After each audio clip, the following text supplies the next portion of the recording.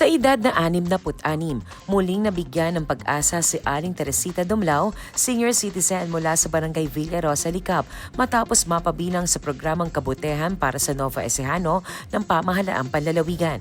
Dati, nakakatulong pa siya sa bukid, ngunit dahil sa edad ay humina na ang katawan at sumasakit ang tuhod, kaya hindi na siya nakakalusong gaya noon. Malaki po dahil hindi naman po ako nakakalusong na ng bukid, kaya po ito na rin ang pinagkakaanuhan ko. Pinagbubuti kong inaalagaan. Noong wala pa ang kabute, aminado siyang walang dagdag na pagkakaabalahan at pagkakakitaan. Ngunit nang mabigyan siya ng kabutehan, natutunan niyang alagaan ito araw-araw mula sa pagdidilig hanggang pag-aabang sa paglaki ng ani.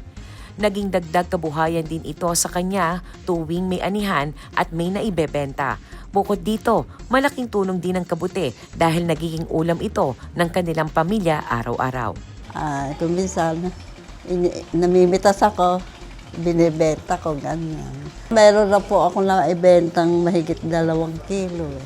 Tapos yung mga apo ko, kami, yung ulam namin, gano'n. Mas naging masaya rin ang kanilang tahanan dahil pati ang kanyang mga apo ay natutuwa at tumutulong sa pag-aani ng kabute. Pag binuksan niya gano'n, Nanay, may malaki, sabi gano'n. Kaya pitas na siya, alam naman po niya iluto. Para kay Aling Teresita, hindi lamang kabuhayan ang naidulot ng programa, kundi inspirasyon at saya araw-araw, lalo na para sa mga senior citizen na hirap nang maghanap buhay. Natutuwa po kami. Kasi po, ngayon lang din naman po ako nakapag-alaga ng ganyan. Ganyan pala ang kalalabasan.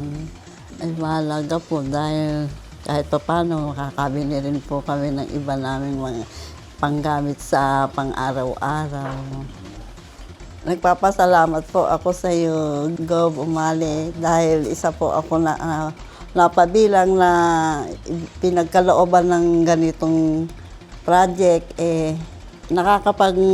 Malaking tulong din po sa akin na sa walang hanap buhay. Ito po ang aking pinag-uubusan din ng oras kung ako'y na walang ginagawa.